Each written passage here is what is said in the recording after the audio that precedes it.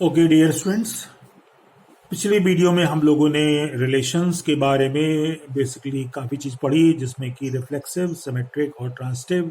उसके पहले आइडेंटिटी, उसके भी पहले मैंने आपको बताया था इम्पिटी रिलेशन और यूनिवर्सल रिलेशन बताया था। तो अब हम एक दूसरा रिलेशन बताने जा रहे हैं, जिसे कहते हैं कि इक्विवेलेंस रिलेशन। जनरली बोर्ड में कभी अक्सर ये क्वेश्चन एक आ जाता है कि एक रिलेशन दे देते हैं, कहते हैं कि prove that the given relation is a equivalence relation, या रिफ्लेक्सिव और सिमेट्रिक या ट्रांसिटिव के बारे में भी आ जाता है। तो इन सभी चीजों को आप बहुत अच्छे से समझेंगे और कॉन्सेप्ट के साथ दिमाग में इनको अच्छे से बैठा लेंगे। तो हम आपको बताने जा रहे हैं कि इक्विवेलेंस रिलेशन क्या होता है। तो मैं आपको बता दूं, इक्विवेलेंस रिलेशन कोई नया रिलेशन नहीं है, ये कई रिलेशंस का मिला जुला रूप है। तो ध्यान देखेंगे क्या है।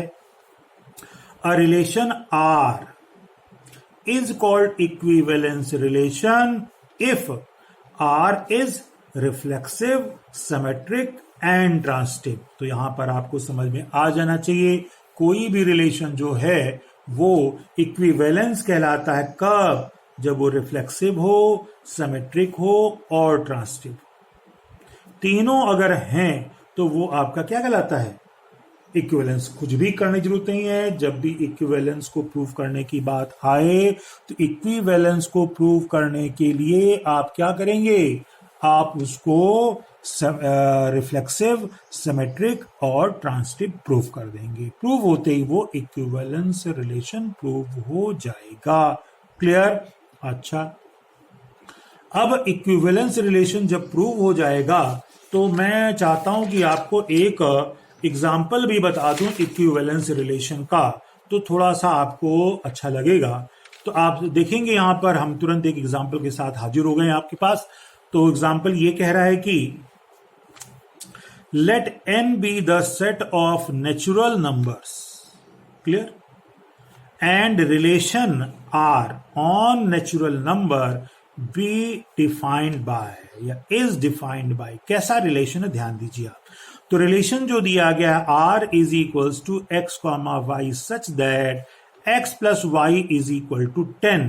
x y belongs to natural number है, दोनों का सम 10 होना चाहिए। अब ये जो रिलेशन मैंने दिया है, तो determine whether the relation is reflexive, symmetric and transitive. मतलब इनके हम देखना चाहते हैं कि ये इसमें कौन सा रिफ्लेक्सिव है, ये रिलेशन क्या रिफ्लेक्सिव है, क्या सिमेट्रिक है या ट्रांसिटिव है, इसको पता करने की कोशिश करना चाहते हैं। तो भाई अब इसके लिए क्या करते हैं, ध्यान दीजिए। तो अब हम जो रिलेशन हमारा दिया गया है, आप जानते हैं कि पहला भी हमने आपको बताया था कि रिलेशन हमने एज इट इज यहां लिख दिया, और इसको हम ऐसे भी लिख सकते हैं कि x relation y implies that क्या था, x plus Y is equal to 10 और X Y belongs to natural number. तो मेन जो हमारा रिलेशन वो ये रहा। करेक्ट? इसको ध्यान देंगे आप, ये तो है ही साथ में। तो x रिलेशन y क्या है, x प्लस वाई की वैल्यू 10 होनी चाहिए और x y नेचुरल नंबर है। अब आप ये सोचो कि ऐसे कितने नेचुरल नंबर में रिलेशन बन सकते हैं जिनमें दोनों का सम 10 हो। तो जरा ध्यान दीजिए, यहां पर वो आपके दिमाग में होना चाहिए। हम वो सारे रिलेशन नहीं लिख सकते क्योंकि नेचुरल नंबर इन्फिनाइट होते हैं, उनकी हम काउंटिंग नहीं कर सकते हैं, तो वो सारे रिलेशंस ऑर्डर्ड पेयर के फॉर्म में यहां नहीं लिखे जा सकते। आगे तो हम कैसे सॉल्व करेंगे वो देखेंगे आप। तो जैसा पहला रिफ्लेक्सिव आया था, तो रिफ्लेक्सिव में क्या करते थे? रिफ्लेक्सिव में हम क्या करते थे कि x रिलेशन x, अगर आपको डाउट हो तो पीछे रिमाइंड करिए वीडियो, पिछले वाले वीडियो देखिए और देखिए कि रिफ्लेक्सिव में कंडीशन क्या थी। x relation x is true, खुद का खुद के साथ अगर सही है तो भाई रिफ्लेक्सिव है। तो यहां पर बस हमको यही टेस्ट करना है कि कोई एलिमेंट खुद का खुद के साथ क्या ये सही आता है। और हमने एक बात और बताई थी कि अगर किसी एक एलिमेंट ने, किसी एक ऑर्डर्ड पेयर ने गलती की तो वो गलत माना जाएगा सभी के लिए। क्लियर? तो यहां रिफ्लेक्सिव में क्या था, x रिलेशन x क्या होना चाहिए? अगर x रिलेशन x लेते हैं तो x प्लस x 10 होना चाहिए। x प्लस एक्स 10 होना चाहिए और x क्या है, नेचुरल नंबर। तो भाई ये सभी नेचुरल नंबर के लिए सही होना चाहिए, और आप जानते हैं कि ये चीज सभी के लिए सही नहीं है। केवल 5 प्लस 5 ही 10 होता है। अगर 2 प्लस 2 ले लें, 3 प्लस 3 ले लें, 4 प्लस 4 ले लें, 6 प्लस 6 ले लें, किसी के लिए भी ये 10 नहीं हो सकता है। का मतलब ये सभी नेचुरल नंबर के लिए सही नहीं है। It is not true for all natural number. का यही फेल हो गया काम इसका। का मतलब ये रिफ्लेक्सिव नहीं हुआ। समझ में आ गई बात? अच्छा, तो भाई अब हम लोग सिमेट्रिक चलते हैं। सिमेट्रिक में क्या बताया गया था? सिमेट्रिक में बताया था भाई कि x रिलेशन y अगर सही है तो उसका उल्टा y रिलेशन x भी सही होना चाहिए। भैया पहले ये सही हो, ये होगा तब ये हो। तो अभी आपने क्या देखा? x relation y x plus Y 10 है। अब तो ये कोई बेवकूफ भी समझ जाएगा कि x रिलेशन y अगर 10 होगा तो अगर हम उल्टा कर दें भाई, अगर हम कर दें y रिलेशन x, तो y रिलेशन x का क्या मतलब होगा? x पहले था तो x पहले आ गया, y बाद में तो y बाद में आ गया, तो यहां y पहले तो y पहले आ गया, x बाद में। मतलब अगर x प्लस वाई 10 हो तो y प्लस x भी अगर 10 हो जाए तो अंडरस्टूड है। जैसे यहां पर क्या ले लिया, 2 और इसको 8 ले लिया, तो 2 प्लस 8 10, तो 8 प्लस 2 भी 10 होगा। अंडरस्टूड? कोई भी ले लो, 3 प्लस 7, 7 प्लस 3। तो कोई भी दो नेचुरल नंबर का सम अगर 10 आए, ये फॉलो होना जरूरी है, और तब ये फॉलो हो जाए तो वो सभी के लिए सही होगा। तो मतलब ये सिमेट्रिक है। क्लियर? ये सिमेट्रिक हो गया। तो आगे चलते हैं ट्रांसटिव पर। तो यहां पर लिख दिया है y रिलेशन x प्रूव हो जाता है। अब रिलेशन इज सिमेट्रिक हो जाता है। अच्छा, तो ट्रांसटिव की बात करते हैं। ट्रांसटिव में यहां देखें भाई कि लेट x y z क्या है। हाँ, ट्रांसटिव में चलो एक हमने 3 नंबर लिए हैं। आपको रिफ्लेक्सिव में 2, सिमेट्रिक में 2 लेने पड़ते थे। रिफ्लेक्सिव में हम एक ही लेते थे खुद का खुद के साथ। सिमेट्रिक में 2 और ट्रांसटिव में 3 एलिमेंट लेने पड़ते हैं। तो यहां पर लिया गया है let X Y Z belongs to natural number. 3 ये नंबर हैं जो नेचुरल हैं। तो ट्रांसटिव की क्या कंडीशन थी?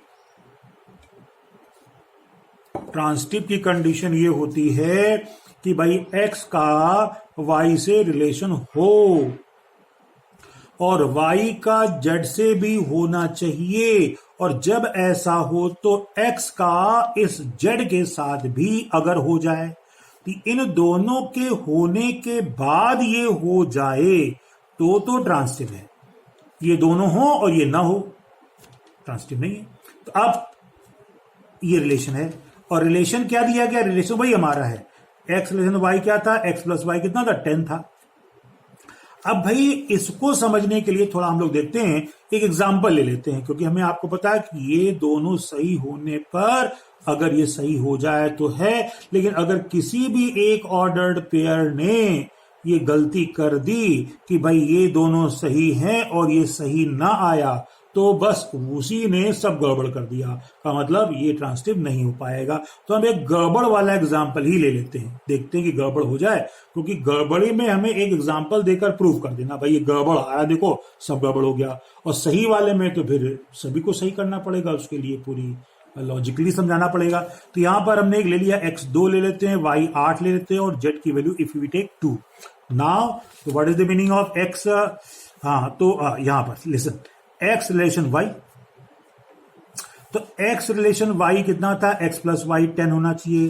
तो भाई y रिलेशन z में भी y प्लस z भी 10 होना चाहिए। और तीसरी बात, x इसकी बात ले लें तो x रिलेशन z में भी x प्लस z आपका 10 होना चाहिए। तो ये दोनों अगर सही हो जाते हैं तो ये भी सही हो जाए। तो अब अगर देखें हमने x2 और y4 लिया, पहला इक्वेशन डाला, पहले में x2 रखते हैं, y कितना 8, तो 2 प्लस 8 10। भाई देखो फर्स्ट क्या आ गया? ट्रू आ गया, चलो अच्छी बात है। और y relation z, y plus z, y कितना था 8, z कितना था 2, 8 प्लस 2, 8 प्लस 2 10। अरे भाई ये भी सही हो गया। तो पहले 2 सही हो गए, अब इसका सही होना जरूरी है। तो अब अगर हमने x रिलेशन जेड लिया, एक्स रिलेशन जेड मतलब एक्स प्लस जेड, एक्स में क्या रखा 2 रखा, जेड में 2 रखा, 2 + 2 10 कभी नहीं होता है। तो अब तीसरा क्या आया, नॉट ट्रू। तो इससे ये प्रूव होता है कि एक्स रिलेशन वाई सही था, वाई रिलेशन सही था, और इससे ये चीज सही नहीं हो पाई का मतलब ये दोनों इसको इंप्लॉइज नहीं करते हैं। तो आर इज नॉट ट्रांसटिव, तो आर ट्रांसटिव नहीं है। क्लियर। तो ये जो बताया गया एक आपको कि कौन सा ट्रांसटिव है, कौन सा सिमेट्रिक है, कौन सा रिफ्लेक्सिव है, मेरे ख्याल से इस एग्जाम्पल से आप समझ गए होंगे। और अगर नहीं आया है तो इसको दोबारा देखिए, और तब भी ना आए तो हमको बताइए, हम आपको फिर से इसको समझाएंगे और बताएंगे। तो हम लोग इसी पर स्टॉप होते हैं, आगे फिर हम लोग चलेंगे किसी दूसरे क्वेश्चन की ओर और फिर समझाएंगे आपको और एग्जाम्पल्स। तब तक के लिए थैंक यू।